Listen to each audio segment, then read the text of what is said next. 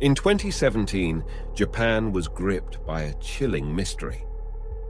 The disappearance of a young woman leading to an investigation that unearthed a horrifying series of crimes.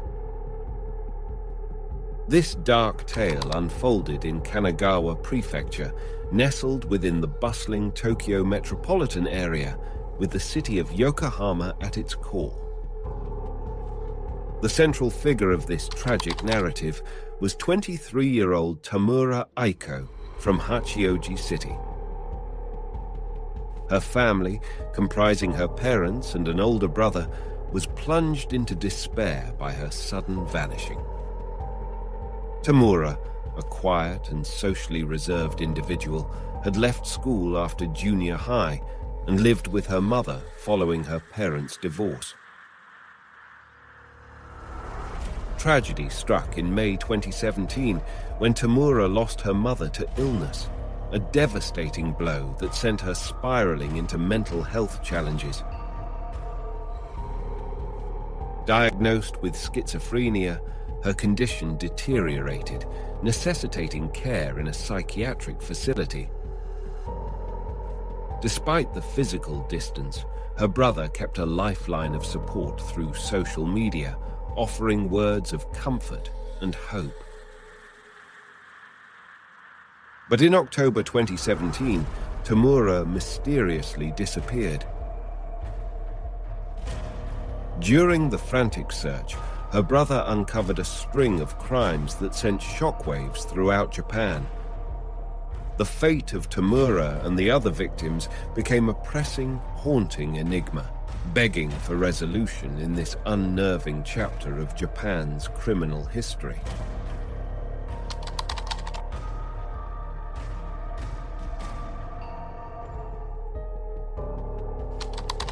Turn the clock back to October 23rd, 2017. It was a Monday marked by silence, the third consecutive day without word from Tamura, deeply worrying her elder brother. Concerned about her fragile health and propensity for impulsive decisions, he decided to scour her Twitter for any hints of her whereabouts. A tweet from September 20th sent chills down his spine. It was a haunting plea for a death companion. "I want to die, but not alone. Willing to join. DM me. In Tokyo. Ready to meet. Do you have a car?" Among several replies, one was particularly disturbing. "Use drugs or alcohol to dull the fear. My loft is available for this." Tamura's response, 21 days later, was one of sheer desperation. "Can we do it today? I have just 1,000 yen. Can we proceed tool-free? Where are you? Male or female?"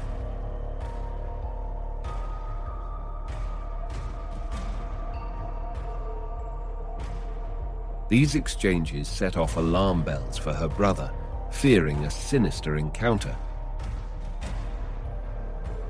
In a bid to find her, he posted a missing person notice on her account, describing the mysterious man and seeking public help. After a fruitless day, he turned to the police. Their investigation swiftly led to a pivotal clue.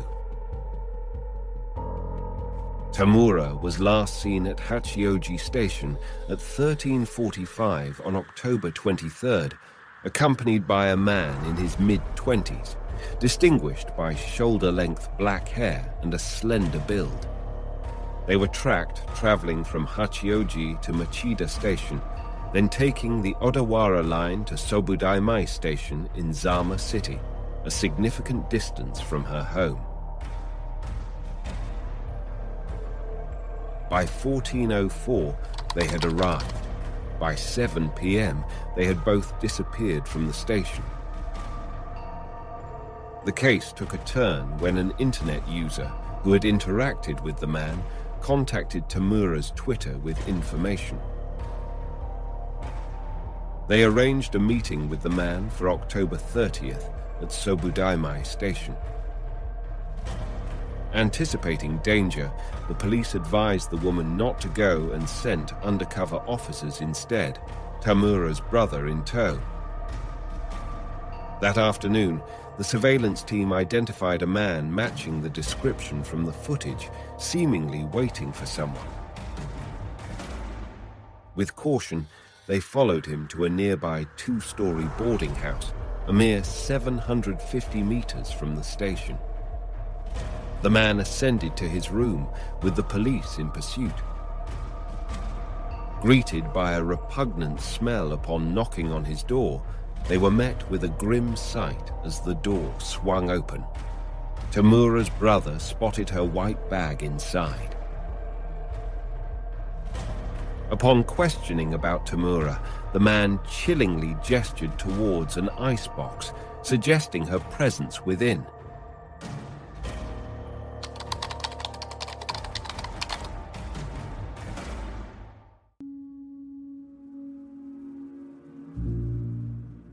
The layout of the house was simple yet foreboding. Upon entry, to the left lay the bathroom and kitchen, above which a small attic was perched.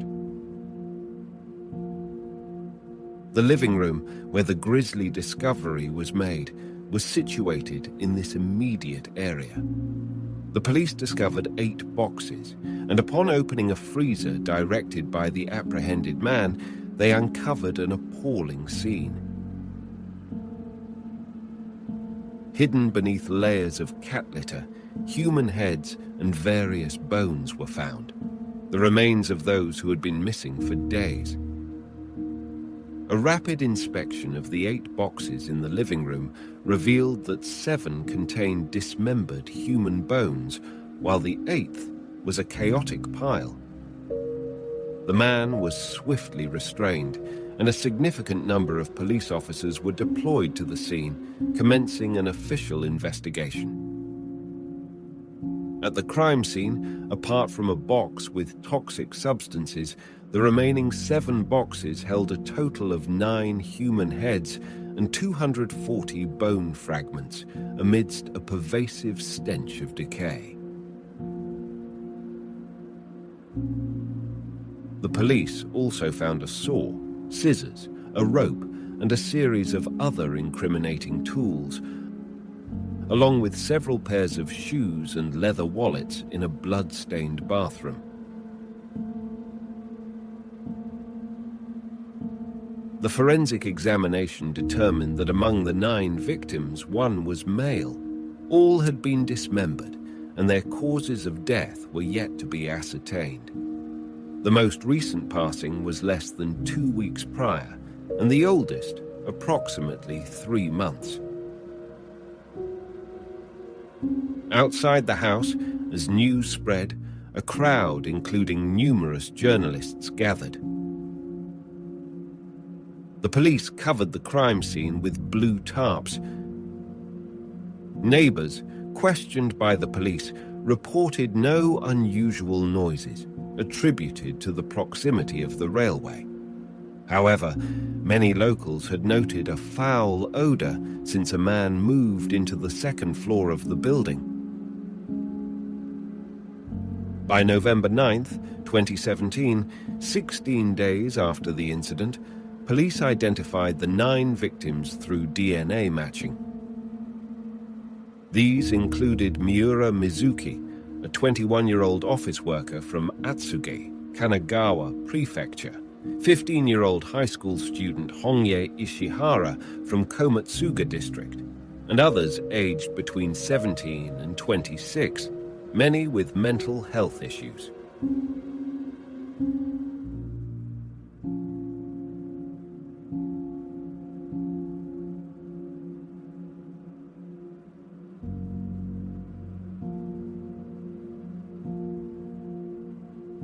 This case sent shockwaves through Japanese society, raising questions about how the perpetrator managed to commit 9 sequential murders in a matter of months. The identity of the suspect was subsequently revealed.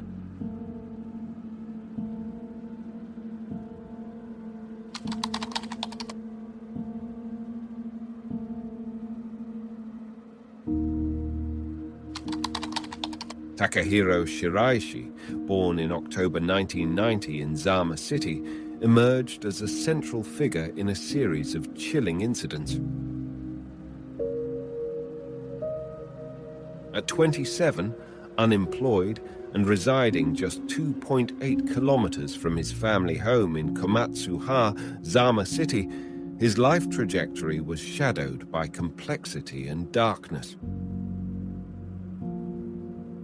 His family, consisting of his parents and a younger sister, lived a seemingly ordinary life. His father was an auto parts designer and his mother a homemaker. But beneath this veneer, Takahiro harbored a deep-seated self-centeredness and a disregard for others' emotions. His childhood was marked by aloofness. In elementary and junior high, he was a withdrawn figure, barely noticeable, even in his graduation photo. Family discord, culminating in his parents' divorce, saw Takahiro choosing to live with his father. This period saw him increasingly disengaged from school, taking up part-time jobs with the aim of gaining independence. It was during this time that he made a failed attempt at suicide, using burning charcoal alongside others with similar intentions.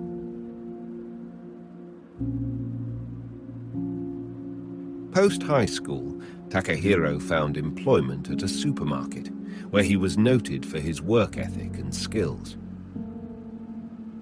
He later transitioned to an electronics company, simultaneously engaging in the darker world of pimping and associating with unsavory characters.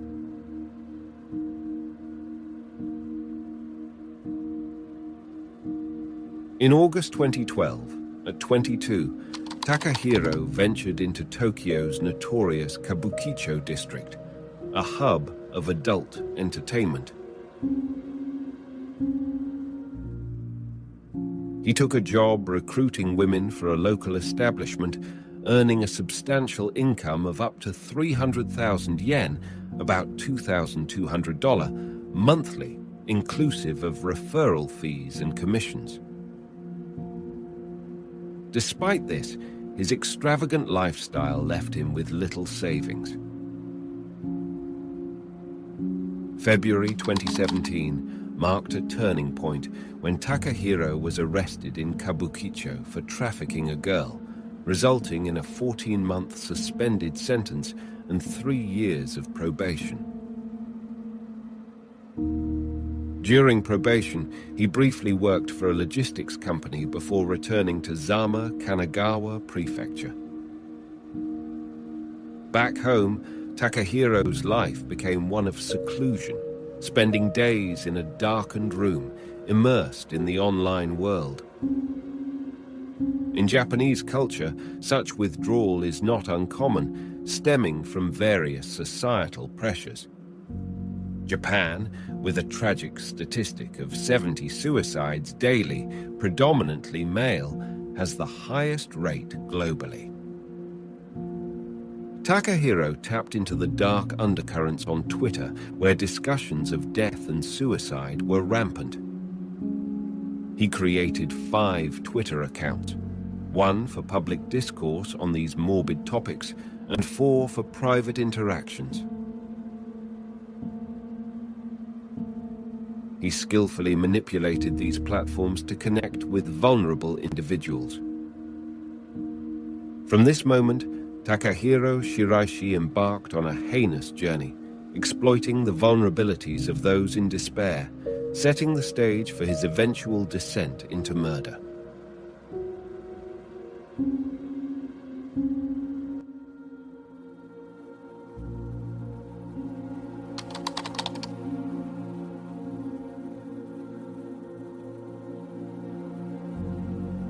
In August 2017, 27-year-old unemployed Takahiro Shiraishi's path crossed with Miura Mizuki, a 21-year-old office worker, through the digital realms of Twitter. Mizuki, who endured bullying in high school, struggled with adjustment disorder and often found solace in Twitter's darker corners. It was here that she connected with like-minded individuals, sharing her despondent thoughts. In a twist of fate, Mizuki narrowly escaped death during a planned group suicide at the beach. This close call led her to Takahiro and another online acquaintance, 20-year-old Takugo Nishinaka. The trio convened in a park, conspiring a joint suicide pact.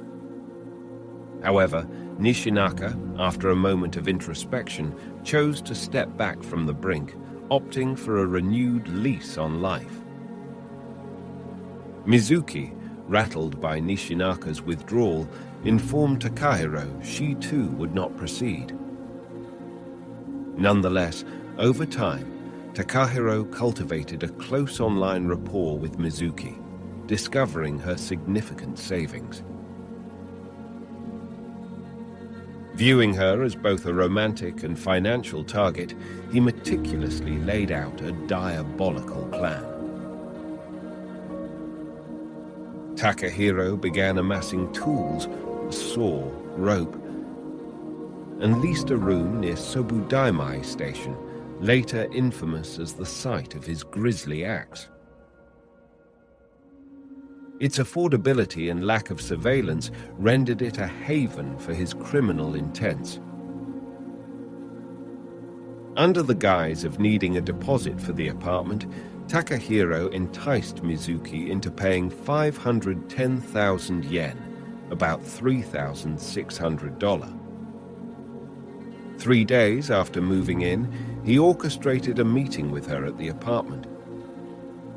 There, he drugged her drink with sleeping pills, and once she succumbed, he executed his premeditated murder with a rope he had prepared. Facing the aftermath as a novice in crime, Takahiro spent 3 days meticulously dismembering Mizuki's body in the bathroom. As decomposition set in, he resorted to storing body parts in the refrigerator. Night after night, he discreetly disposed of the remains in nearby bins. The challenge of severing and disposing of the head led him to purchase ice boxes and cat litter, using them to conceal the head among their contents. This meticulous and macabre process marked the beginning of Takahiro's descent into infamy.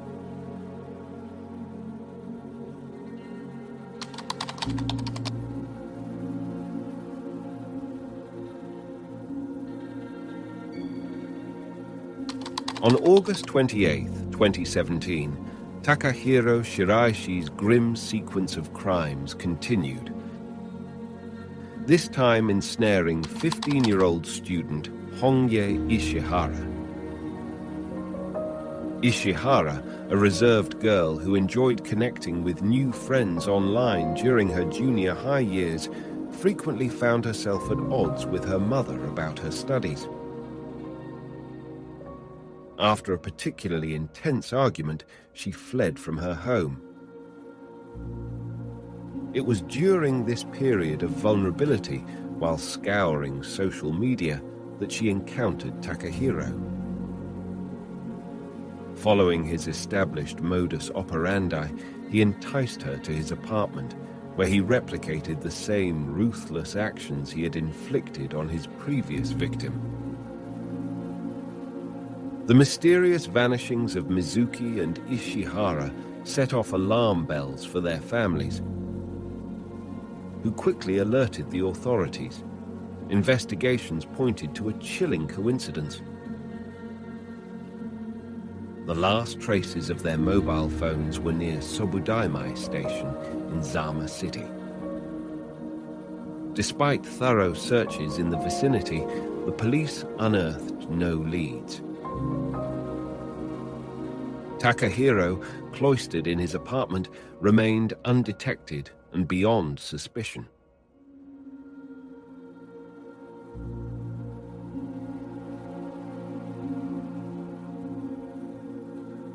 The saga took another dark turn with 20-year-old Takugo Nishinaka, a young man grappling with high-functioning autism. A painful breakup precipitated a hospital stay, and a subsequent encounter with his ex-girlfriend pushed him to the brink of suicide, only to be narrowly prevented. His struggles at work added to his growing despair, nudging him toward suicidal thoughts. Takugo, who knew Mizuki, reached out to Takahiro when he couldn't contact her. After meeting Takahiro, his desire to end his life surprisingly abated, and he even communicated his newfound determination to live on to Takahiro. However, Takahiro, sensing a potential threat in Takugo that might link him to Mizuki's disappearance and thus draw police attention, acted swiftly. He lured Takugo to his apartment under a guise, drugged him, and executed him in the same manner as he had with Mizuki and Ishihara.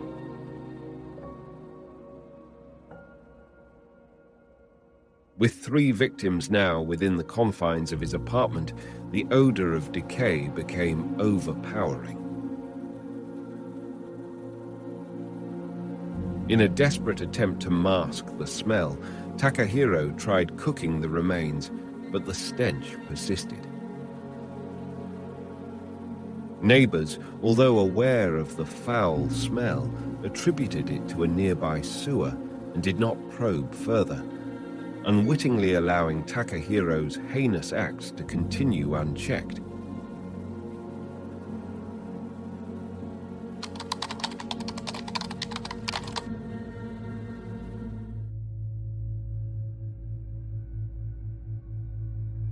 Undeterred by his sinister acts, Takahiro Shiraishi continued his macabre spree after executing 3 horrific crimes.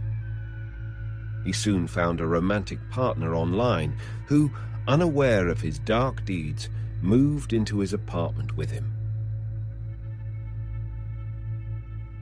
His next victim was 19-year-old university student Sarake Hinako, battling mental health challenges following a reprimand from her mother. On September 15, 2017, seizing an opportunity when his girlfriend was out, Takahiro lured Sarake Hinako to his lair, perpetuating his murderous pattern. In quick succession, Takahiro targeted 26-year-old Hitomi Fujima, a divorced mother grappling with her child's disabilities and fraught familial ties. Her despair, voiced on Twitter amidst a second divorce and eviction, caught Takahiro's predatory eye. Their meeting took a sinister turn when a call from Hitomi's ex-husband threatened to disrupt his plans, prompting him to swiftly and ruthlessly end her life. To mitigate the odors emanating from his increasing number of victims, Takahiro ingeniously modified the apartment's ventilation system. His relentless spree claimed 4 more lives, totaling 9 women. A chilling detail emerged. The 9th box at the crime scene, ominously empty, was intended for a 10th victim. But the timely intervention of the police prevented further tragedy. The case's complexity and the imperative for thorough evidence gathering delayed the trial's commencement for nearly 3 years. Finally, on September 30th, 2020, proceedings began in Tokyo court. Takahiro's confession was juxtaposed with his defense's plea for leniency due to alleged mental health issues. Throughout the trial, he expressed remorse and extended apologies to the victims' families. The court, however, found no grounds for leniency, sentencing him to death on December 15, 2020. In the aftermath, Twitter's Japanese branch urgently revised its policies, banning content related to suicide and self-harm and ensuring prompt removal of any violations. This harrowing case underscores the sanctity of life and the importance of resilience in the face of despair.